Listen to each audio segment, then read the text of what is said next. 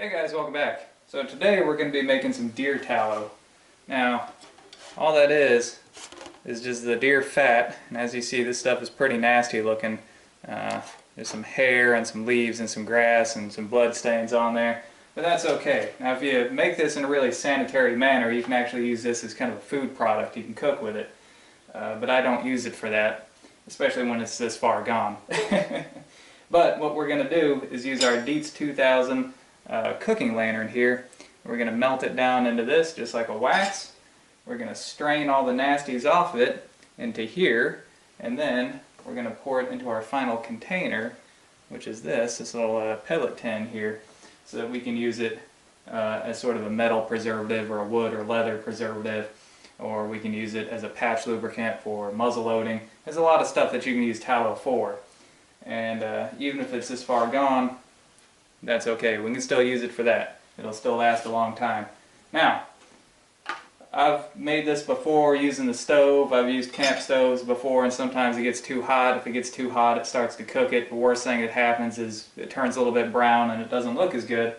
But that's still okay. It still works for what we're going to use it for. Hopefully using this, we should have a nice white, clean looking product here at the end. So, stay tuned. And all I'm doing is cutting this up into smaller pieces, which will help it melt better.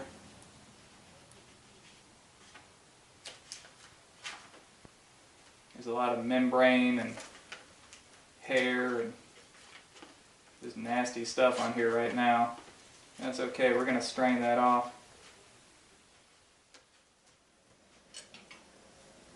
Alright.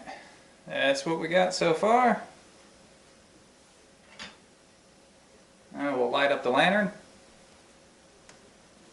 and get it going.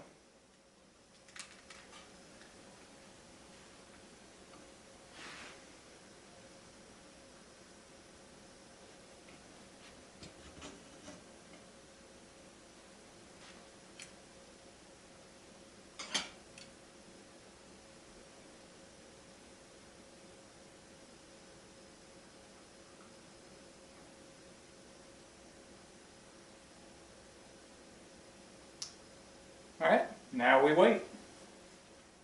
Alright guys, it's been about 45 minutes. Let's see what we got. Yeah, it's starting to melt down pretty good. It's looking a little bit yellowy in there, so I'm not sure how well this is going to turn out as far as how it looks, but it's going to function just fine. Yeah. Alright, cool.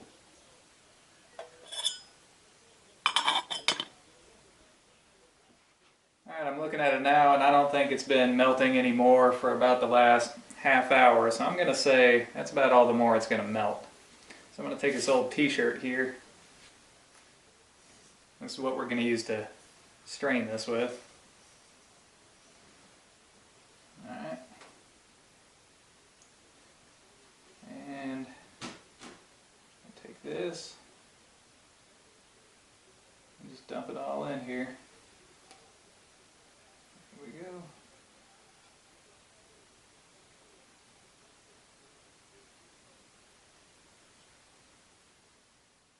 So we're going to take this and dump it into our little tin.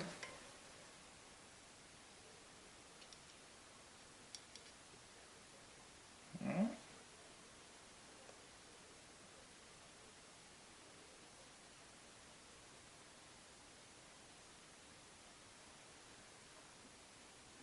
That's just about the perfect size for it. Now we just got to let this cool. Alright guys, here's our tin. You can see the fat is beginning to dry. It's got a little bit of a brown color to it. We'll see if that gets any lighter as it dries. This tin is most of the way filled up. Now a little bit of this stuff goes a long way. You can use it as a metal preservative. You can use it on your high carbon steel blades. This one's also high carbon steel to keep them from rusting. You can use it as a wood preservative, a leather preservative. Use it on your muzzle loaders as a patch lube. You can make candles out of it. There's a lot of stuff that you can use this for, and just this little bit here is going to last me a couple years. So that's why I don't make really big batches of this. Now I've taken the rest of our solid material and I've stuck it back in here to see if we can melt any more fat out of that, but I kind of doubt that we will. But here it is, guys. I'll show you the final product whenever it's completely dry. Alright guys, here's our finished product. It turned out really well. As you can see, it's just sort of a off-white color. I guess you'd call that kind of a eggshell white. Just as a comparison, here's some really pure stuff that I made about 5 years ago. And you can see it's just a little bit whiter than this is. But the color isn't really important for what we're going to use this for, which is just a preservative. If you're going to use this as a food product, you got to go about this in a whole lot more sanitary manner than what we did. That means use good quality fat, not old stuff that's been sitting out that's got leaves and grass on it, and not straining it through an old shirt. I keep this little bit here in with my muzzle loading patches because it's just the perfect size for that. Alright, so there you go. This is what we got. Got a lid on it. Now, it does have a shelf life, although it's a very long shelf life. So how do you know when it goes bad? Well, it'll get mold on it, or it'll start stinking. The color isn't really important for what we're going to use it for.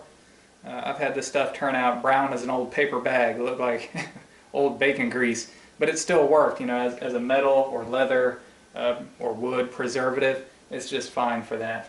So anyways, the secret to doing this without water, because I know a lot of people will put the fat in a pot and then fill it up with water, just enough to cover the fat, and then they'll have to strain the water off later. If you're not going to do that, which I don't like doing, you just got to use a really low heat source like this, or even like the wax warmers that use the little tea candles. That'll work too. Just treat it like a wax. Just go slow. If you go too hot with it, it's just going to turn brown on you. It's just not going to look as good. Alright guys, that is all the time that I have for today. I hope you guys enjoyed it, and maybe this will give you guys some ideas on what to do with some of the extra parts and bits of your deer that you get this year. And until next time guys, thumbs up.